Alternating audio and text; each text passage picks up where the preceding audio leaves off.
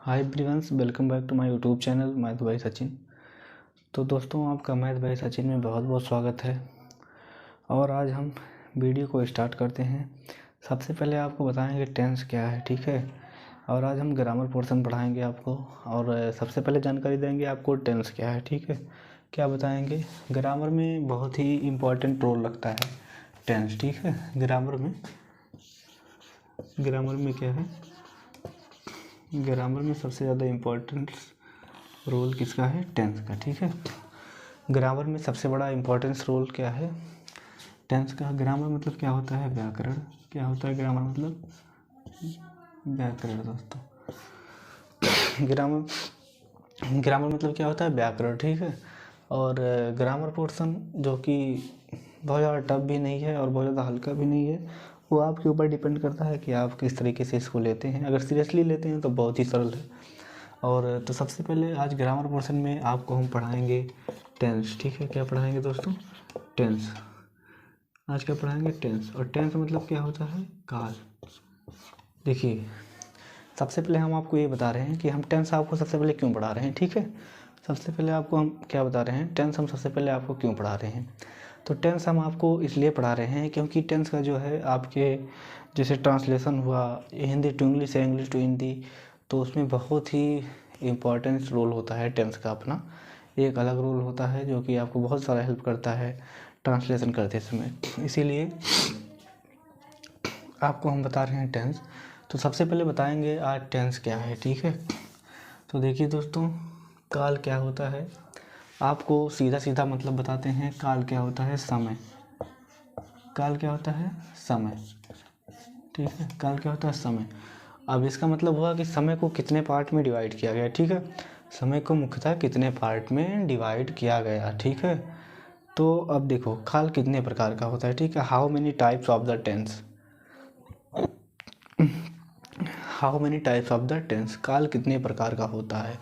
तो सबसे पहले जानिए काल कितने प्रकार का होता है। सबसे पहले टेंस कितने प्रकार का होता है, there are 3 types of the tense, ठीक। टेंस कितने प्रकार का होता है, काल 3 प्रकार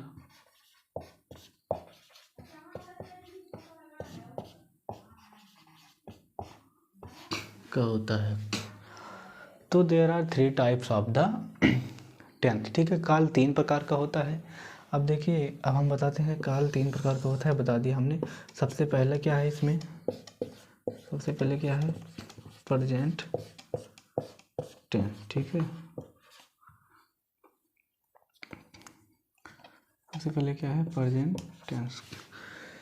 सबसे पहला क्या है, प्रेजेंट टेंस। प्रेजेंट टेंस का हिंदी होता है, प्रेजेंट टेंस का हिंदी क्या होता है, वर्तमान काल, ठीक है। और दूसरा हमारा क्या है, दूसरा क्या है, पास्ट टेंस, ठीक है। पास्ट टेंस मतलब भूत काल। पास्ट टेंस मतलब क्या होता है, भूत काल, ठीक है।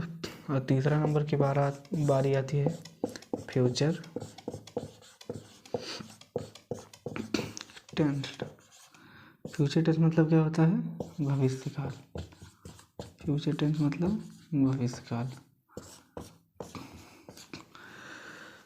तो देखिए, सबसे पहले हमने बताया कि ग्रामर पोर्शन, इंग्लिश ग्रामर के पोर्शन में बहुत ही इम्पोर्टेंस रोल अपना होता है टेंस का, जो कि आपको हेल्प करता है सीधे ट्रांसलेशन में, चाहे वो हिंदी टू इंग्लिश हो चाहे इंग्लिश टू हिंदी हो।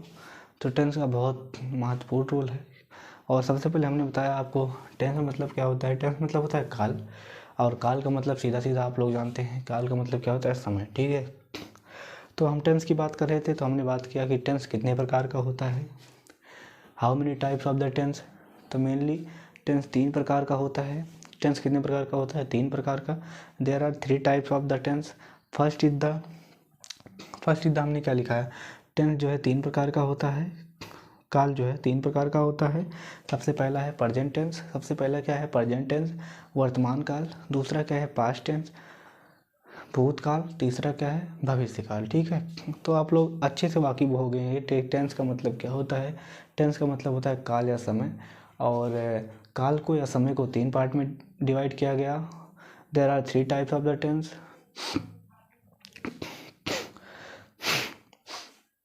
There are 3 types of the tense. First is the 3 प्रकार का होता है काल। फर्स्ट इज द क्या है प्रेजेंट टेंस, दूसरा क्या है पास्ट एंड फ्यूचर टेंस। ठीक है, सबका हिंदी हमने भी बताया बहुत अच्छे से डिटेल में, बस आप लोग ध्यान से समझिएगा।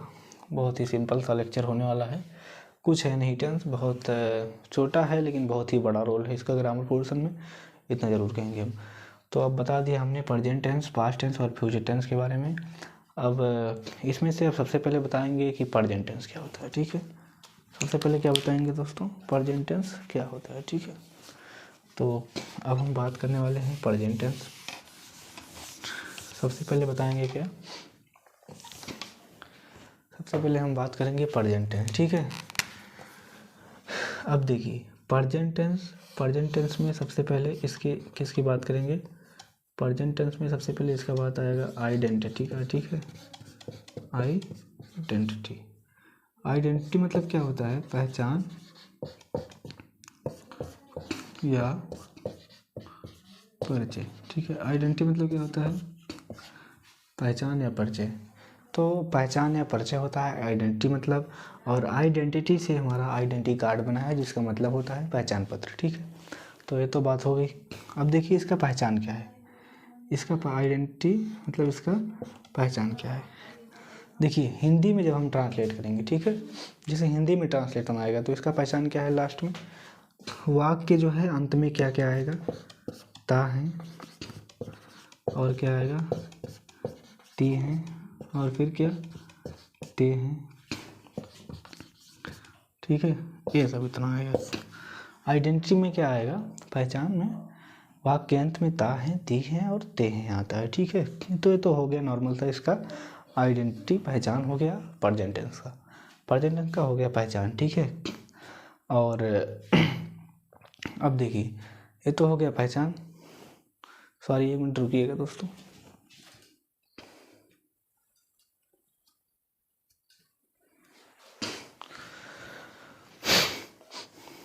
सॉरी थोड़ा सा गलती हो गया दोस्त, हमने बता दिया तो प्रेजेंट टेंस के बारे में, लेकिन सॉरी ये गलत हो गया। आइडेंटिटी तो इसका नहीं रहेगा, तो प्रेजेंट टेंस का है, प्रेजेंट इंडेफिनिट का है। और तो सबसे पहले अब हम बात करेंगे कि types of the present tense. ठीक है, प्रेजेंट टेंस का कितना टाइप है, अब देखिए ध्यान से समझिएगा। अब प्रेजेंट टेंस आ गया। ठीक है, प्रेजेंट टेंस कितने प्रकार का होता है, सबसे पहले सीधा सीधा समझ लीजिए कि देयर आर, प्रेजेंट टेंस कितने प्रकार का होता है, there are 4 types of the present tense, there are 4 types of the present tense. आप लिख भी सकते हैं, जो हम डेफिनेशन बोल रहे हैं इंग्लिश में आप इसको लिख सकते हैं। ठीक है, सबसे पहले क्या लिखेंगे आप, there are 4 types of the present tense. Present tense व वर्तमान काल 4 प्रकार का होता है, मुख्यतः 4 प्रकार का होता है। सबसे पहले हम बात करेंगे, अगर सबसे पहले हम बात करेंगे तो फर्स्ट क्या है हमारा, फर्स्ट है प्रेजेंट, फर्स्ट क्या है प्रेजेंट इंडेफिनिट, फर्स्ट क्या है प्रेजेंट इंडेफिनिट टेंस। ठीक है, प्रेजेंट इंडेफिनिट टेंस। और दूसरा क्या है हमारा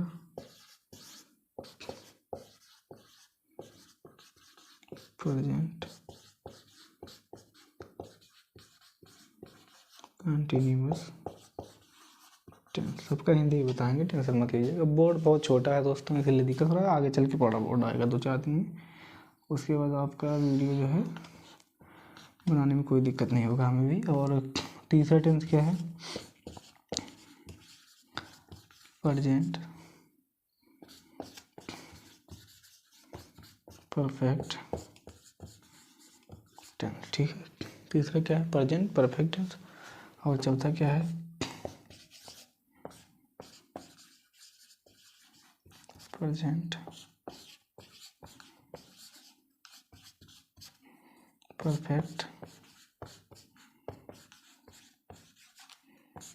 कंटीन्यूअस टेंस। तो हमने बताया गाइस प्रेजेंट टेंस क्या होता है, वर्तमान काल। तो सबसे पहले हमने बताया कि जो है there are 4 types of the present tense. First क्या है, प्रेजेंट इंडेफिनिट है। दूसरा क्या है, प्रेजेंट कंटीन्यूअस है। तीसरा क्या है, प्रेजेंट परफेक्ट है। चौथा क्या है, प्रेजेंट परफेक्ट कंटीन्यूअस टेंस।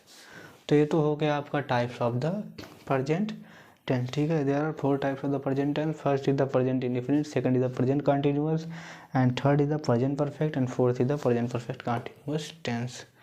तो ये हो गया। अब देखिए, अब हम सबसे पहले बात क्या करेंगे, सबसे पहले हम बात करेंगे अब जो है प्रेजेंट इंडेफिनिट के बारे में, ठीक है। क्या बात करेंगे, प्रेजेंट इंडेफिनिट टेंस के बारे में।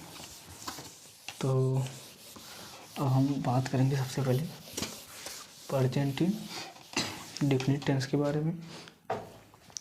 अब देखिए, हमने सीधा टेंस का मतलब बताया, ठीक है, और टेंस कितने प्रकार का होता है। और उसके बाद फिर जो है तो टेंस को हमने मुख्यतः 3 प्रकार में बताया। सबसे पहले क्या बताया, प्रेजेंट टेंस। दूसरा क्या बताया, पास्ट टेंस। एंड तीसरा क्या बताया, फ्यूचर टेंस। अब ये 3 हो गए। अब प्रेजेंट में हमने बताया कि how many types of the present tense. तो there are 4 types of the present tense. First हमने बताया प्रेजेंट इंडेफिनिट। दूसरा क्या बताया, प्रेजेंट कंटीन्यूअस टेंस। तीसरा क्या बताया, प्रेजेंट परफेक्ट, एंड चौथा है प्रेजेंट परफेक्ट कंटीन्यूअस टेंस। तो सबसे पहले हम बात करेंगे प्रेजेंट इंडेफिनिट के बारे में, जो कि प्रेजेंट टेंस का पहला है, ठीक है। प्रेजेंट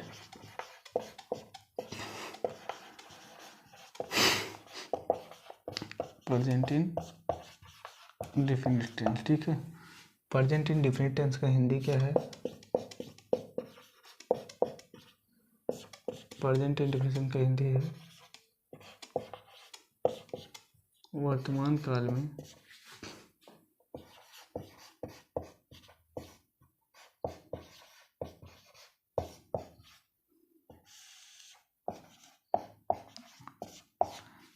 अनिश्चित काल। वर्तमान काल में अनिश्चित काल। देखिएगा, इस डिफिनिट मतलब क्या होता है, निश्चित। डिफिनिट मतलब क्या होता है हमारा, निश्चित। और इनडिफिनिट मतलब क्या होता है, अनिश्चित। तो ये आप समझ गए। अब देखिए, इसका हिंदी है वर्तमान काल में अनिश्चित काल। तो सबसे पहले हम बताते हैं कि what is the identity of, या what is the recognise of या रिकॉग्नाइजेशन ऑफ प्रेजेंट टेंस, ठीक है। सॉरी, प्रेजेंट टेंस नहीं, प्रेजेंट इंडेफिनिट टेंस। मतलब क्या है कि प्रेजेंट इंडेफिनिट टेंस की पहचान क्या है, ठीक है। तो हम सबसे पहले इसका क्या बताएंगे। अब देखिए, सबसे पहले इसका हम बात करेंगे इसके आइडेंटिटी के बारे में, जो कि हमने पीछे लिखा दिया था भूल से, उसके लिए सॉरी। आइडेंटिटी मतलब क्या होता है, पहचान या परिचय। आइडेंटिटी मतलब क्या होता है दोस्तों, आइडेंटिटी मतलब क्या होता है, पहचान या परिचय। पहचान या परिचय किस टेंस का चल रहा है, प्रेजेंट इंडेफिनिट टेंस का। प्रेजेंट इंडेफिनिट टेंस का पहचान क्या है, पहचान, ता है। वाक्य के अंत में क्या आता है, ता है, ती है और ते हैं, ठीक है। क्या आता है, ता है, ती हैं और ते हैं। अब देखिए क्या आता है प्रेजेंट इंडेफिनिट टेंस में, वाक्य के अंत में क्या आता है, ता है, ती हैं और ते हैं, ठीक है। ता है, ती हैं और ते। तो ये तो कॉमन सी हो गया इसका पहचान।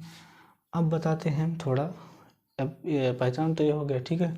अब देखिए, इसमें कई सारा रूल है, ठीक है। तो उसको हम आइडेंटिफाई करते हैं कैसे क्या होगा। तो ये तो हो गया पहचान, ठीक है। क्या हो गया, पहचान। अब देखिए, अब इसमें एक छोटा सा हम रूल लिखाते हैं। ये तो हो गया इसका पहचान। पहचान में जैसे हमने एक वाक्य ले लेते हैं। जैसे मान लीजिए हो गया कि वह जाता है। अगर कोई पूछ लिया ये कौन सा टेंस है, तो कैसे बताओगे, वाक्य के अंत में क्या लिखोगे, ता है, ती है और ते हैं। क्या है, ता है, ती हैं और ते हैं। इससे आपको पता लग जाएगा कि ये कौन सा टेंस है। तो जैसे हमने एग्जाम्पल में एक ले लिया कि वह जाता है, ठीक है, वह जाता है ना। तो ये तो हो गया कॉमन सा एग्जाम्पल। अब देखिए, इसमें कुछ रूल है, ठीक है। इसमें कुछ क्या है, रूल है। मतलब जब ट्रांसलेट आपका हिंदी में आएगा तो इसको कैसे सॉल्व करेंगे, ठीक है। तो उसके लिए क्या है, कुछ रूल है। जैसे आपको हम बताते हैं रूल्स नंबर फर्स्ट में, ठीक है। रूल्स नंबर फर्स्ट में क्या है, देखिए अब रूल्स नंबर फर्स्ट में बताते हैं कि जो है, जैसे देखिए इसमें क्या होता है रूल्स नंबर फर्स्ट में। रूल्स नंबर फर्स्ट में क्या होता है, यदि रूल्स नंबर फर्स्ट में क्या है, यदि यदि जो है, सॉरी, रूल्स नंबर फर्स्ट में क्या है, यदि जो है यदि हमारा जो है मतलब सबसे पहले बात करेंगे जो है, मान लीजिए आपका क्या है, थोड़ा सा देखना पड़ेगा, देख लेते हैं क्या है कैसे।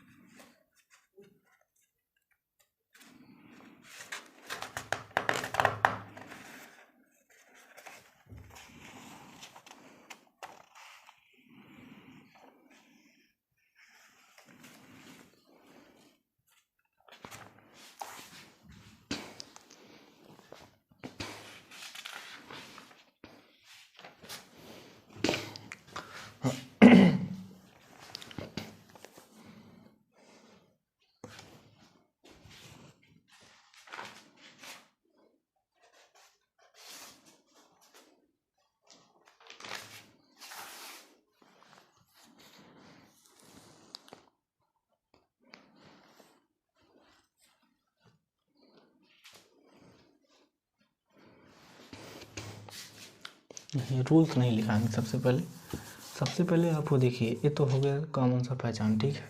क्या हो गया हमारा, आइडेंटिटी हो गया किसका, प्रेजेंट इंडेफिनिट टेंस का, ठीक है। प्रेजेंट इंडेफिनिट टेंस का आइडेंटिटी हो गया। अब देखिए इसमें जैसे सबसे पहले हम लिखाते हैं क्या, लॉ ऑफ ट्रांसलेशन, ठीक है। लॉ ऑफ ट्रांसलेशन मतलब क्या होता है, अनुवाद। लॉ ऑफ ट्रांसलेशन मतलब क्या होता है, अनुवाद के नियम, ठीक है। लॉ ऑफ ट्रांसलेशन मतलब अनुवाद के नियम। मतलब जैसे जब इस वाक्य जब आएगा हमारा ट्रांसलेट में आएगा वाक्य, तो इसका अनुवाद कैसे करेंगे, ठीक है। इसे कहते हैं लॉ ऑफ ट्रांसलेशन। अब उसके बाद आप लिख सकते हैं मॉडल ऑफ सेंटेंस, ठीक है। क्या है, model of sentence. Model of sentence इसका हिंदी होगा वाक्यों के प्रकार, ठीक है। वाक्यों के प्रकार। एक चीज़ आपको बताते हैं, देखिए प्रेजेंट इंडेफिनिट टेंस का पहचान क्या हो गया, सीधा सीधा मैं बताया कि पहचान क्या है। वाक्य के अंत में आएगा ता है, ती है, ते हैं आएगा। और उसके बाद हमने एग्जाम्पल भी एक ले लिया कि वह जाता है, जैसे वाक्य के अंत में यहाँ देख सकते हैं आप क्या आया है, ता है, ठीक है। इससे पता लग रहा है कि ये वाक्य किसका है, किस टेंस का है, प्रेजेंट इंडेफिनिट टेंस का। और उसके बाद हमने बताया लॉ ऑफ ट्रांसलेशन, मतलब जो अनुवाद आएगा उसको कैसे करेंगे, उसका नियम क्या है, इसीलिए अनुवाद का नियम हमने लिखा है। तो दूसरा क्या है, मॉडल ऑफ सेंटेंस, वाक्यों के प्रकार। देखिए दोस्तों, जो हमारा अनुवाद आएगा, ट्रांसलेट आएगा जो है अनुवाद का, जो मतलब हमारा ट्रांसलेट आएगा, वो आएगा 3 प्रकार के वाक्य में। वो इसीलिए हमने लिखा है इधर ना मॉडल ऑफ सेंटेंस, वाक्यों के प्रकार, ठीक है। तो आएगा वो एक वाक्य में। अब वाक्य कितने प्रकार का होता है, वाक्य कितने प्रकार का होता है, 3 प्रकार का। मेनली क्या होता है वाक्य, देखिए दोस्तों, अगर कोई पूछेगा वाक्य कितने प्रकार का होता है मेनली, तो आप 3 प्रकार का बताइएगा। क्या क्या बताएंगे, सिंपल, कॉम्प्लेक्स एंड कंपाउंड। लेकिन अगर अकॉर्डिंग टू टेंस, अगर टेंस के हिसाब से कोई पूछेगा कि वाक्य कितने प्रकार का होता है, तो क्या बताएंगे आप। अगर कोई टेंस के हिसाब से पूछता है कि वाक्य कितने प्रकार का होता है, तो क्या बताएंगे, अफर्मेटिव, नेगेटिव और इंट्रोगेटिव, ठीक है। वाक्य कितने प्रकार का होता है, मॉडल ऑफ सेंटेंस वाक्यों के प्रकार में हमने बता देते हैं। मॉडल ऑफ सेंटेंस में जो है, मॉडल ऑफ सेंटेंस मतलब क्या होता है, वाक्य प्रकार, ठीक। तो इसमें क्या लिखोगे, there are 3 types of the sentence. वाक्य कितने प्रकार का होता है, 3 प्रकार का होता है। क्या लिखोगे, there are 3 types of the sentence. वाक्य जो होता है कितने प्रकार का होता है, 3 प्रकार का होता है। तो सबसे पहले बात करेंगे, पहला क्या है, अफर्मेटिव। पहला क्या है, अफर्मेटिव, अफर्मेटिव, ठीक है। पहला क्या है, affirmative sentence. Affirmative sentence, affirmative का हिंदी क्या है, अब हम बताएंगे अफर्मेटिव, ठीक है। अफर्मेटिव मतलब क्या होता है, इसका हिंदी है साधारण वाक्य। क्या है, साधारण वाक्य, ठीक है। पहला ये हो गया वाक्य, और दूसरा क्या है हमारा, नेगेटिव। क्या है, नेगेटिव सेंटेंस। इसका मतलब क्या है, नकारात्मक वाक्य। नकारात्मक वाक्य निगेटिव सेंटेंस हो गया। और तीसरा क्या है हमारा, तीसरा क्या है, तीसरा हमारा है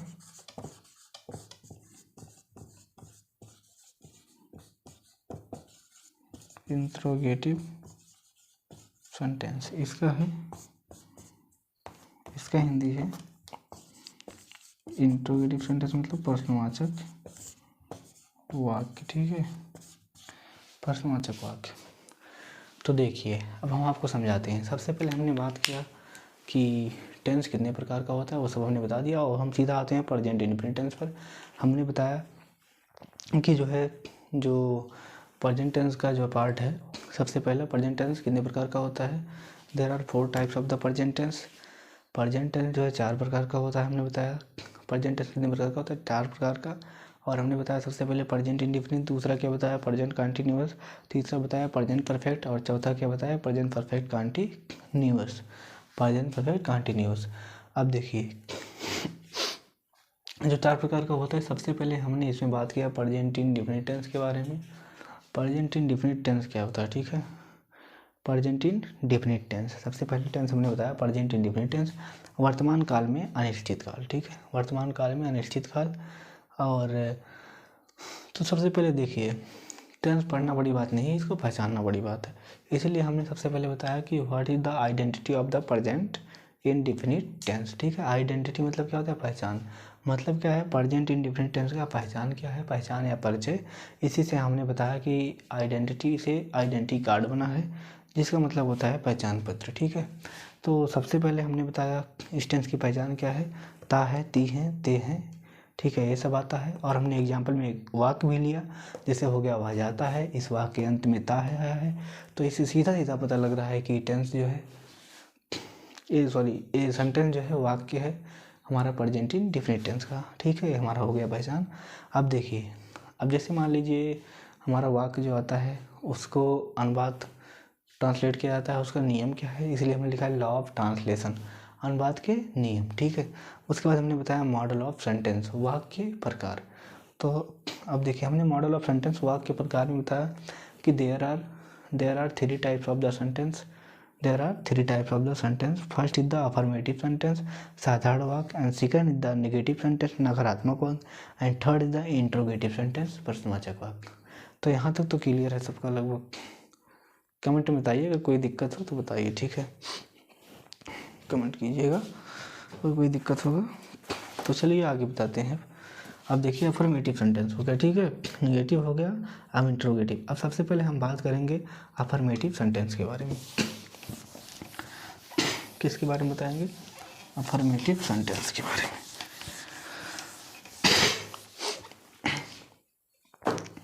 तो सबसे पहले हम बात करेंगे किसके बारे में दोस्तों, अफर्मेटिव सेंटेंस के बारे में, ठीक है। पहला हमने सेंटेंस में लिखा है there are 3 types of the sentence, 3 प्रकार का होता है, अफर्मेटिव और इंट्रोगेटिव और नेगेटिव, ठीक है। तो फर्स्ट बात करेंगे अफर्मेटिव के बारे में।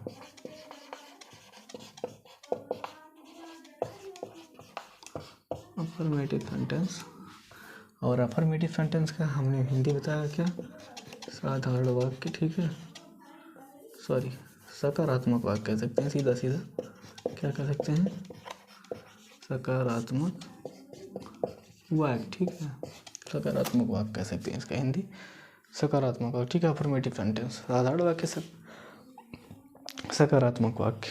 अब देखिए, अब सकारात्मक वाक्य, ठीक है, कैसे क्या है, सबसे पहले इसको बताते हैं।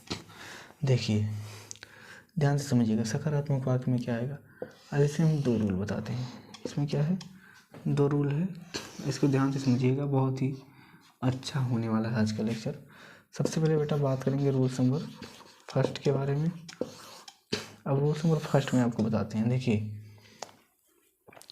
अब अफर्मेटिव सेंटेंस में मान लीजिए वाक्य आ गया हमारा, अब इसको ट्रांसलेट करना है, तो उसके लिए हमने रूल्स नंबर फर्स्ट बता रहे हैं, आप ध्यान से समझिएगा।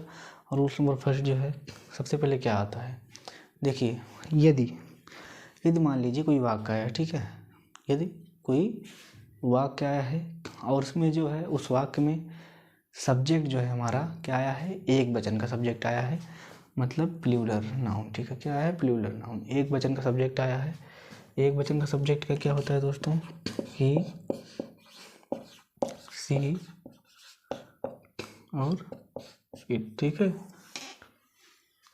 ही, सी, इट क्या होता है, एक वचन। मतलब रूल्स नंबर फर्स्ट में क्या है, देखिए, ये तो कोई वाक्य आया है मान लीजिए, और उस वाक्य में जो है हमारा जो कर्ता आया है, सब्जेक्ट आया है, वो क्या आया है, ही, सी, इट, मतलब एक वचन का कर्ता आया है, या क्या कह सकते हैं, प्लूरल, क्या आया है, प्लूरल नाउन आया है, ठीक है। प्लूरल नाउन मतलब क्या होता है, एक वचन का, ठीक है, सॉरी, एक वचन लिख लीजिए, का मत लिखिए। प्लूरल नाउन मतलब क्या होता है, एक वचन। मतलब हमने सीधा सीधा बताया रूल नंबर फर्स्ट में, यदि वाक्य में जो है हमारा क्या है, प्लूरल नाउन आया है या ही, सी, इट आया सब्जेक्ट के रूप में, सीधा सीधा समझ लीजिए, सब्जेक्ट या कर्ता के रूप में क्या आएगा, सब्जेक्ट के रूप में हमारा क्या आएगा, सब्जेक्ट के रूप में क्या आएगा, ही, सी, इट आएगा। सीधा सीधा आप समझ लीजिए, सब्जेक्ट के रूप में हमारा क्या आएगा, ही, सी, इट आएगा। तो हम क्या करेंगे, ठीक है, सबसे पहले बताते हैं आपको क्या करना है। अगर सब्जेक्ट के रूप में रूल नंबर फर्स्ट में अगर सब्जेक्ट के रूप में क्या आया है, ही, सी, इट आया है, तो देखिए ट्रांसलेट करते समय सब्जेक्ट के स्थान पर, सब्जेक्ट तो हमारा वैसे रहेगा, सब्जेक्ट क्या रहेगा, वैसे लिखा जाएगा, जैसे मतलब वह आ गया तो ही लिखा जाएगा, और मान लीजिए वह आ गया और लड़की आ गई, मतलब फेमिन जेंडर के बारे में बात किया गया है, तो उसके लिए क्या लिखा जाएगा, जो है सी लिखा जाएगा। इट आपको पता है वस्तुओं के स्थान पर इट का प्रयोग होता है, सब्जेक्ट में ही, सी, इट आया है, प्लूरल नाउन को यह है, सीधा सीधा समझिए। तो उसके लिए क्या होता है, उसके लिए रूल में क्या है कि जो हमारा क्या है, मेन वर्ब है, क्या है, मेन वर्ब। बेटा मेन वर्ब क्या होता है, आगे चल के हम डिटेल में बताएंगे, अभी तो बता दे रहे हैं। मेन वर्ब मतलब क्या होता है, इसका हिंदी है मुख्य क्रिया, भी हम एग्जाम्पल से बताएंगे तो सब समझाएंगे। मुख्य क्रिया में अगर ही, सी, इट आया है सब्जेक्ट के रूप में या प्लूरल नाउन आया है, तो मुख्य क्रिया में क्या जोड़ेंगे, यस या ईएस क्या करते हैं, जोड़ देते हैं। समझ में आया कि नहीं आया, पहले बताइए। देखिए, हमने रूल्स नंबर फर्स्ट में लिखा है, यदि जो है हमारा कर्ता जो है, सब्जेक्ट क्या है, कर्ता अगर क्या आया रहेगा, एक वचन का आया रहेगा, मतलब ही, सी, इट आया रहेगा, तो जो है मेन वर्ब में क्या जोड़ेंगे, यस या ईएस, मुख्य क्रिया में या मेन वर्ब में यस या ईएस क्या करते हैं, जोड़ देते हैं। सीधा सीधा बात है, बाकी जैसे जो है अभी एग्जाम्पल से हम बताते हैं आपको, तब समझ में आएगा, ठीक है। एग्जाम्पल से बताते हैं, एग्जाम्पल से आपको बताते हैं क्या है कैसे। अब देखिए,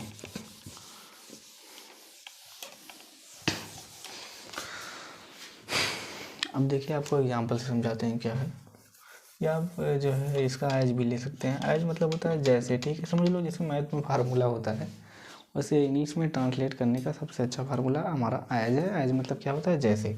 तो जैसे में सबसे पहले क्या है, सबसे पहले क्या लिखा जाएगा, सब्जेक्ट, सबसे पहले क्या लिखा जाएगा, सब्जेक्ट। दूसरा क्या लिखा जाता है, सब्जेक्ट के बाद क्या लिखा जाता है, हेल्पिंग वर्ब, अगर आया है तो हेल्पिंग वर्ब, और फिर उसके बाद क्या लिखा जाता है, मेन वर्ब, और फिर क्या लिखा जाता है, ऑब्जेक्ट, और लास्ट में फुल स्टॉप, क्योंकि साधारण वाक्य सकारात्मक वाक्य, ठीक है।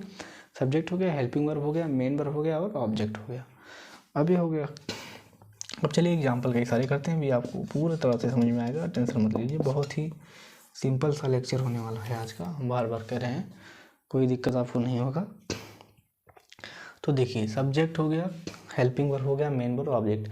तो कोई वाक्य ले लेते हैं। सबसे पहले हमने अभी पिछले समझाते समय एक वाक्य लिखा आया था पहचान में कि वह जाता है, सबसे पहले वही ले लेते हैं। बहुत ही सिंपल एग्जाम्पल है, वह जाता है, ठीक है, क्या है, वह जाता है, क्या है, वह जाता है। देखिए, हमने रूल्स नंबर फर्स्ट में लिखाया कि यदि जो है कर्ता, यदि कर्ता सब्जेक्ट एक वचन का आया रहेगा, प्लूरल नाउन आया रहेगा, और फिर यह कर्ता जो है ही सी इट आया रहेगा। ठीक है, ही सी इट, ध्यान दीजिएगा, कर्ता क्या आया रहेगा, ही और सी और इट। ठीक है, यह प्लूरल नाउन, ध्यान से समझिएगा, बहुत ही सिंपल है। प्लूरल नाउन आया रहेगा, एक वचन का कर्ता, या ही सीट आया रहेगा। तो कैसे करेंगे वही हमने बताया। अब देख लीजिए, यहाँ आया है सब्जेक्ट के रूप में वह, और वह का मतलब क्या होता है, इसका इंग्लिश क्या होता है, ही। ठीक है, तो इससे सीधा सीधा हमने जो रूल में लिखा है पता लगा। कर्ता क्या हमारा आया है, सब्जेक्ट, ये क्या हमारा कर्ता है। ठीक है, सब्जेक्ट क्या आया, ही, क्या आया है, ही, तो पता लग गया ना, तो ही आया है।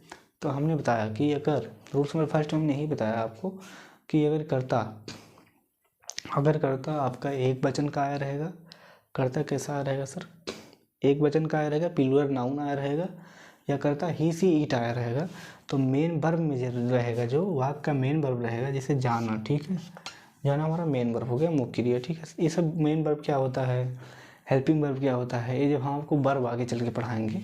ठीक है, वर्ब पढ़ाएंगे, टाइप्स ऑफ द वर्ब बहुत डिटेल में होने वाला है, वो सब बहुत डिटेल में होगा, आप लगातार जुड़े रहिएगा, कोई दिक्कत नहीं होगा। ठीक है, तो देखिए सबसे पहले हम बताते हैं कि अगर वह आया है, क्या आया है, वह, हमने पहले ही बता दिया बेटा कि सब्जेक्ट जो है हमारा ही सी इट आएगा, प्लूरल नाउन आएगा, मतलब एक वचन का संज्ञा आएगा, तो मेन वर्ब में क्या जोड़ देते हैं दोस्तों, यस या क्या जोड़ते हैं, ई एस। ठीक है, और यस या यस कब जुड़ता है अभी हम बताते हैं आपको।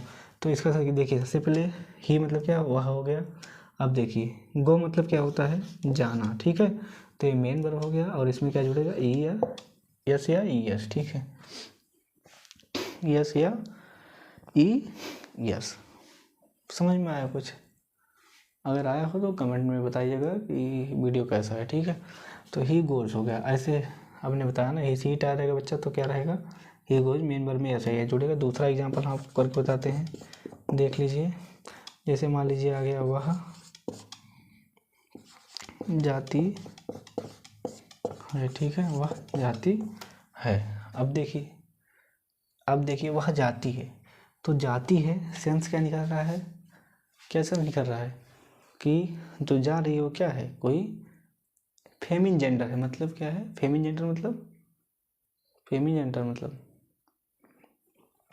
जेंडर का जो है मतलब क्या होता है, मतलब कोई स्त्रीलिंग है, क्या है, स्त्रीलिंग है। और जाती है, तो इसके स्थान पर वह के लिए क्या लगेगा, सी लगेगा, क्या लगेगा, सी। ठीक है, सब्जेक्ट, देखिए सब्जेक्ट के रूप में सी आ गया, तो आप समझ जाइए कि मेन वर्ब में क्या लगेगा दोस्तों, यस या यस लगेगा, कन्फर्म है, लेकिन सी है।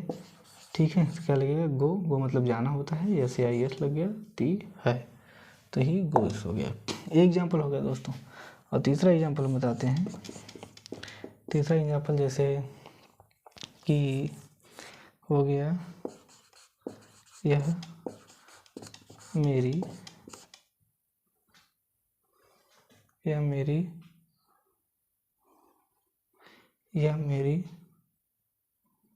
सॉरी ऐसा मत लिखिए, दूसरा एग्जाम्पल लिखा देते हैं।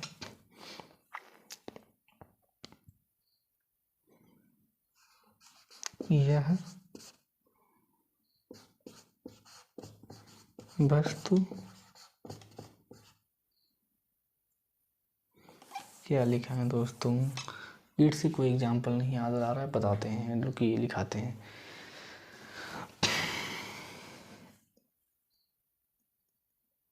तो ईट से समझ लीजिए कोई वस्तु के बारे में आएगा, सीधा सीधा बता देते हैं। जैसे मान लो कोई वस्तु का नाम आ गया, तो वहाँ पर सीधा सीधा क्या लगेगा, सब्जेक्ट के रूप में ईट आएगा। ठीक है, ईट आएगा। आगे चल के हम कई सारे एग्जाम्पल करेंगे, तो इतना हो गया ये। आपको अगर समझ में आया हो तो बताइए कमेंट सेक्शन में। और हमने बहुत ही डिटेल में जो कुछ समझाया गया।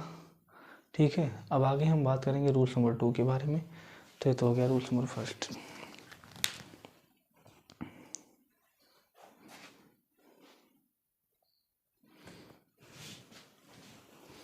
और रूल्स नंबर 1 के बारे में बात करेंगे। ठीक है, इसको मिटा देते हैं।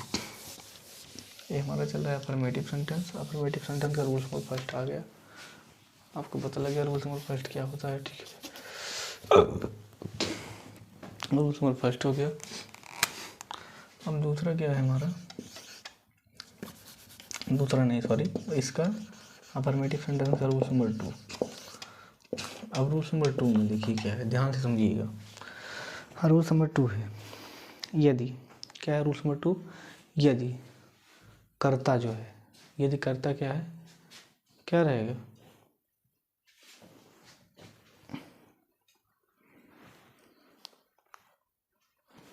ओ सॉरी यार, हमने क्या थोड़ा गलती कर दिया हमने। जो हमने पीछे लिखा है दोस्तों, आप लोग पढ़ना पलट के देखिए, पीछे हमने लिखा है क्या, जो वहाँ पर एक वचन का कर्ता लिखा है वहाँ सिंगुलर हो क्या, प्लूरल लिखा दिया, उसका इंग्लिश है क्या, सिंगुलर नाउन, सॉरी क्या है बेटा, सिंगुलर, सिंगुलर नाउन, ठीक है, सिंगुलर क्या है, सिंगुलर नाउन। इसका मतलब होता है एक वचन का, वहाँ करेक्शन कर लीजिए आप लोग, थोड़ा सा गलती हो गया, उसके लिए बहुत क्षमा चाहते हैं हम आप लोगों से, सॉरी, वेरी वेरी सॉरी, गलती हो गया, उसको सही कर लीजिए। वहाँ पर जो हमने एक वचन का कर्ता दिखाया है, एक वचन का कर्ता मतलब उसका इंग्लिश है सिंगुलर नाउन, ठीक है, उसको सही कर लीजिए। चलिए, तो ये हो गया सिंगुलर नाउन। अब देखिए, अब रूल्स नंबर 2 में बात करेंगे। यदि वाक्य का जो है कर्ता बहुवचन, वाक्य कर्ता क्या, यदि वाक्य का सब्जेक्ट, यदि वाक्य का सब्जेक्ट किस में आएगा, बहुवचन, ठीक है, वाक्य कर्ता किस में आएगा, बहुवचन, मतलब प्लूरल नाउन आएगा, प्लूरल नाउन आएगा, ठीक है। यदि जो है वाक्य का कर्ता क्या आएगा, बहुवचन में या प्लूरल नाउन में आएगा, या कर्ता के रूप में, ठीक है, या कर्ता के रूप में, क्या क्या आ सकता है, जो हमने पिछले वाले रूल्स में लिखा है ही सीट, उसको छोड़कर बाकी सब आएगा, ठीक है, आई कामा बी कामा यू कामा दे, ठीक है, आई बी यू दे। जनरली आप लोग इसका हिंदी जानते होंगे, लेकिन हम बता देते हैं। आई मतलब क्या होता है, मैं, बी मतलब क्या होता है, हम, यू मतलब होता है तुम, दे मतलब वो है, ठीक है। क्या होता है, आई मतलब मैं, बी मतलब हम, यू मतलब तुम, दे मतलब वो है, ठीक है। तो ये हो गया। अब देखिए, हमने सबसे पहले रूल्स नंबर 2 में बताया, यदि कर्ता जो है, वाक्य का जो कर्ता रहेगा, सब्जेक्ट रहेगा, वह बहुवचन में आया रहेगा, मतलब प्लूरल नाउन आया रहेगा, या कर्ता के रूप में इसमें क्या आएगा, आई बी यू दे। अगर क्या आया है कर्ता के रूप में, आई बी यू दे आया है, तो कैसे इसका अनुवाद करेंगे, ट्रांसलेट करेंगे। तो आई बी यू दे जब आया रहेगा तो फिर क्या करेंगे, ठीक है। उसके लिए क्या होगा, उसके लिए दोस्तों जो मेन वर्ब हमारा रहेगा, क्या रहेगा, मेन वर्ब। उसके लिए क्या रहेगा, जब कर्ता या सब्जेक्ट बहुवचन या प्लूरल नाउन में आएगा, या कर्ता के रूप में क्या आएगा, आई बी यू और दे आएगा, तो जो है मेन वर्ब में क्या करेंगे, यस या ईएस नहीं जोड़ेंगे, यस या ईएस नहीं जोड़ेंगे, ठीक है। यस या ईएस क्या करेंगे, नहीं जोड़ेंगे, या यस या ईएस मेन वर्ब में, यस या ईएस मेन वर्ब में जो है यस या ईएस क्या करेंगे, नहीं जोड़ेंगे, ठीक है, समझ में आया।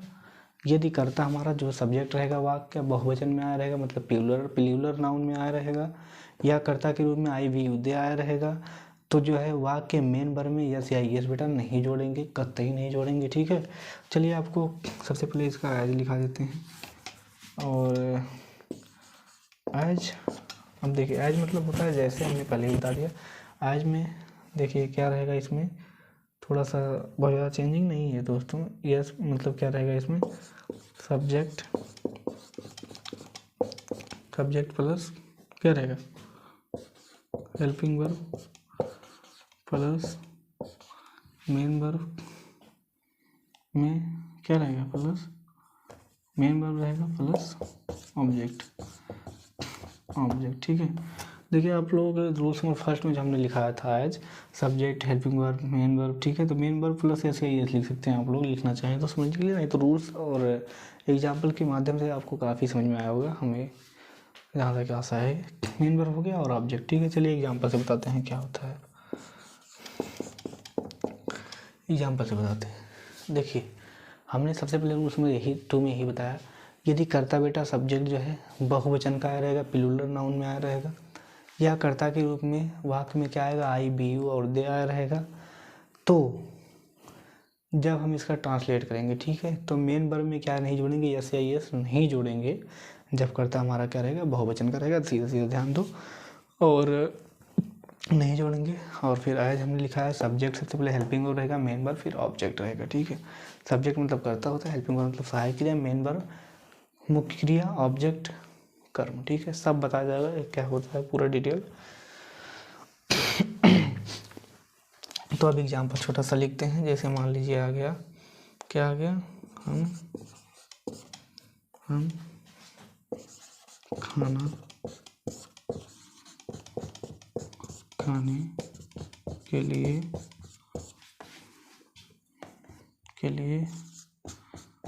जाते हैं, ठीक है। हम खाना खाने के लिए जाते हैं। सबसे पहले बेटा हमने आइडेंटिटी में लिखा है ता है ती है। इससे पता लग रहा है कि जो है वाक्य जो है कहाँ से आया है, प्रेजेंट इंडेफिनिट टेंस के अफर्मेटिव सेंटेंस से आया है, ठीक है, अफर्मेटिव सेंटेंस से आया है। अब ट्रांसलेट सीधा सीधा करेंगे। देखिए हमने सीधा सीधा लिखा है, यदि जो है कर्ता जो है सब्जेक्ट बहुवचन या प्लूरल नाउन का आया रहेगा, या कर्ता के रूप में आई बी यू दे आया रहेगा, तो फिर हम मेन वर्ब में ऐसे एस नहीं जोड़ेंगे, और सबसे पहले क्या लिखेंगे, अब देख लीजिए, हम है, कर्ता क्या है, हम, तो कर्ता हम है, इसका इंग्लिश क्या है, वी, ठीक है। इससे पता लगा कर्ता किसमें है, प्लूरल नाउन का है या बहुवचन का है, या कर्ता के रूप में क्या आया है, बी आया है, ठीक है। क्या आया है, बी आया है, तो बी हो गया। अब देखिए पीछे से ट्रांसलेट कीजिए, हम खाना खाने के लिए जाते हैं, ठीक है, तो बी, उसके बाद जाते हैं, हमारा क्या है, पीछे से करते हुए इसे चले आइए, हम जाते हैं। सबसे पहले क्या लिखोगे, हम जाते हैं, ठीक है, बी गो। कभी भी ऐसे एस नहीं जोड़िएगा, क्योंकि जब सब्जेक्ट के रूप में हमारा आई बी यू दे आया रहेगा तो मेन वर्ब में एस एस कभी नहीं जुड़ेगा, इसको ध्यान देना, बहुत ही सिंपल रूल है। तो बी हो गया, गो हो गया। अब कहाँ, खाना खाने के लिए, सबसे पहले दोस्तों के लिए के अर्थ में क्या लगेगा, टू, ठीक है। और खाने के लिए मतलब टू के बाद हमेशा मेन वर्ब की फर्स्ट फॉर्म टू ईट, और खाना मतलब द फूड, ठीक है। तो ये हमारा जो है अफर्मेटिव सेंटेंस समाप्त हो गया, और बाकी हम कल नेगेटिव सेंटेंस के बारे में आपको बताएंगे, ठीक है। क्या बताएंगे, नेगेटिव सेंटेंस के बारे में कल बताएंगे, जो कि बहुत ही सिंपल तरीके से बताया जाएगा, टेंशन लेने की कोई ज़रूरत नहीं है। आप लोग लगातार हमारे वीडियो के साथ जुड़े रहिएगा, और बाकी अगर कोई भी प्रॉब्लम्स होगी समझने में या, तो सीधा सीधा आप कमेंट सेक्शन में हमको बता सकते हैं, ठीक है। कोई क्वेरी होगा तो बता सकते हैं आप। अब आज की सेवा यहीं पर समाप्त करते हैं, तो फिर कल मिलेंगे नेक्स्ट वीडियो में। तब तक के लिए बहुत बहुत धन्यवाद, और जय हिंद, जय भारत।